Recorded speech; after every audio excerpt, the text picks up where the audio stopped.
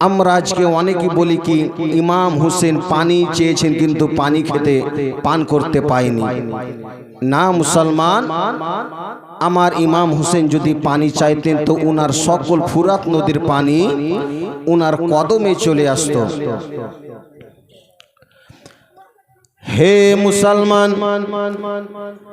আমার ভাইয়েরা, আমার মা বোনেরা গো,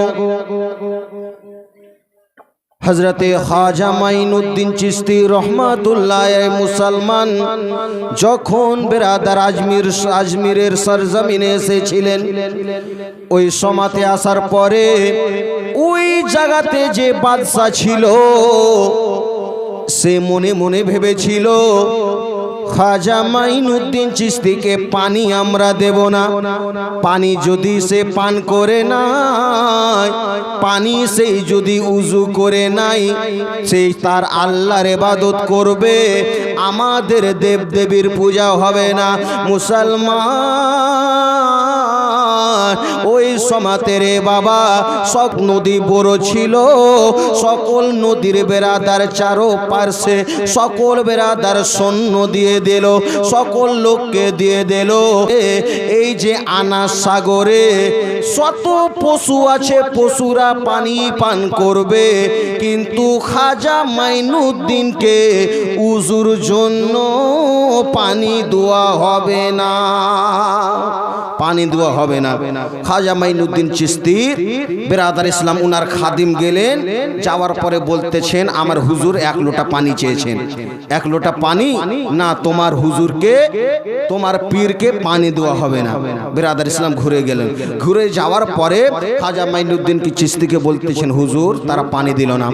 আমার খাজা মাইনুদ্দিন বললেন ও আমার খাদিম শুনো শুনো রে, তুমি আর দেরি করো না, এবার তুমি যাও আর তুমি গিয়ে বলবে পানি চাইবে, পানি যদি না দেয় তুমি একটা কথা বলবে, এই আনা সাগর তোমাকে আমার খাজা মাইনুদ্দিন ডেকেছে, আমার খাজা মাইনুদ্দিন চিশতি তোমাকে ডেকেছেন।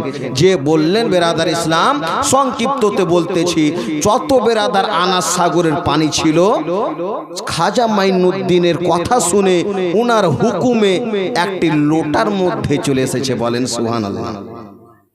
এবার বেরাদার ইসলাম শুনুন, যদি খাজা মাইনুদ্দিন চিশতির ইশারাতে উনার হুকুমে যদি আনা সাগরের পানি একটা লোটার মধ্যে চলে আসে, খাজা মাইনুদ্দিন চিশতি তো আমার ইমাম হোসেনের ছেলের ছেলের ছেলে ছেলে এভাবে হয়ে চলে আসতেছে।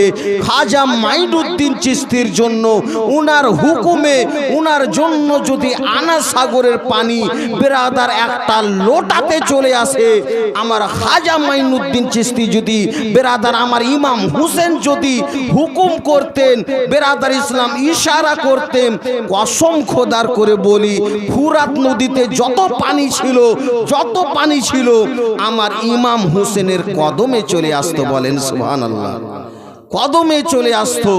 তো বেরাদার ইসলাম কদমে বেরাদার ইমাম হোসেন বলেছিলেন পরীক্ষার সময় কোনো নকল না, আমি পরীক্ষা এখানে দিতে এসেছি, আমি কোনো নকল এখানে করব না। হে বেরাদার ইসলাম, ওই ইমাম হোসেন এই দিনের জন্য উনি জানো বেরাদার ইসলাম শহীদ হয়েছিলেন। ওই ইমাম হোসেন এই ইসলামের জন্য, এই ইসলামের পতাকাকে উঁচু রাখার জন্য তিনি বেরাদার ইসলাম দিনের জন্য শহীদ হয়েছিলেন। যখন বেরাদার ইসলাম ইমাম হোসেন আস্তে আস্তে করে সকলকে বেরাদার ইসলাম